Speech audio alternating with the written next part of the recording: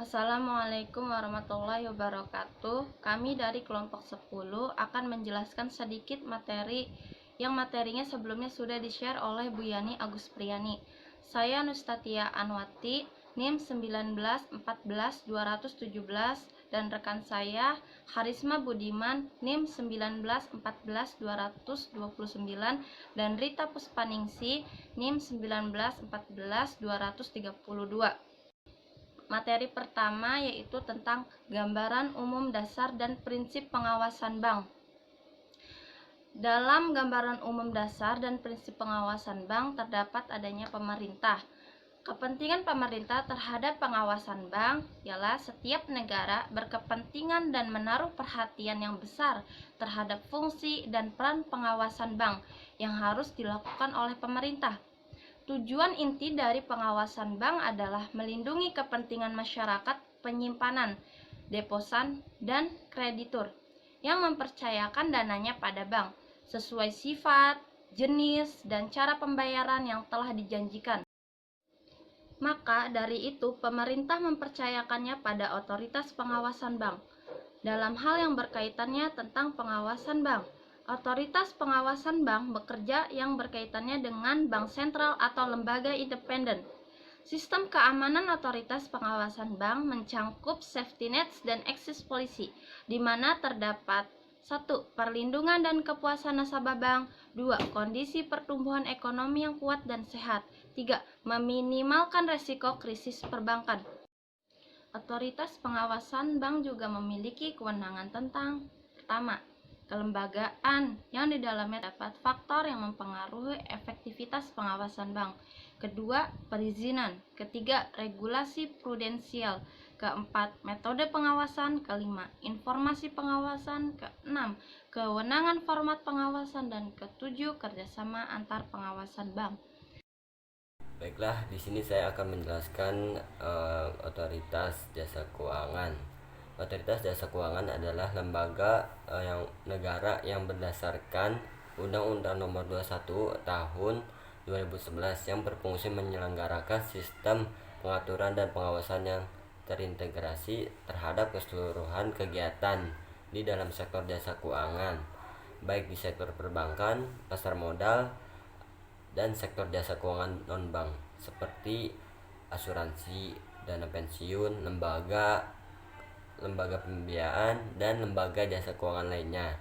Secara lebih lengkap, OJK adalah lembaga independen dan bebas dari campur tangan pihak lainnya yang mempunyai fungsi, tugas, dan wewenang pengaturan, pengawasan, pemeriksaan, dan penyediaan sebagaimana dimaksud dalam Undang-Undang Nomor 21 tersebut.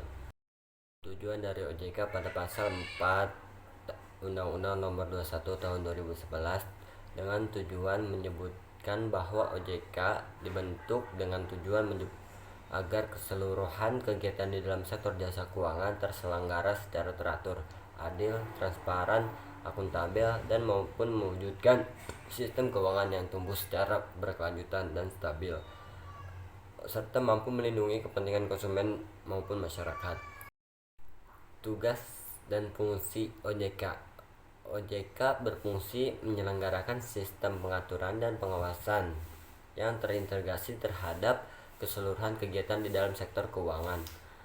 Sementara berdasarkan pasal 6 dari Undang-Undang Nomor 21 Tahun 2011, tugas utama dari OJK adalah melakukan pengaturan dan pengawasan terhadap kegiatan jasa keuangan di sektor perbankan, kegiatan jasa keuangan di sektor pasar modal, dan kegiatan jasa keuangan di sektor perusahaan, dana pensiun, lembaga pembiayaan, dan lembaga jasa keuangan lainnya.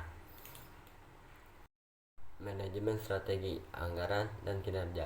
Dalam rangka melaksanakan ketentuan pasal 34 Undang-Undang OJK pada 2103, OJK telah dapat menyusun sistem manajemen strategi, anggaran, dan kinerja, yaitu suatu sistem yang tidak hanya berisi kegiatan penyusunan dan penetapan rencana kerja dan anggaran RKA OJK, tetapi lebih komprehensif mengaitkan penyusunan RKA dalam pelaksanaan strategi dan penilaian kinerja OJK.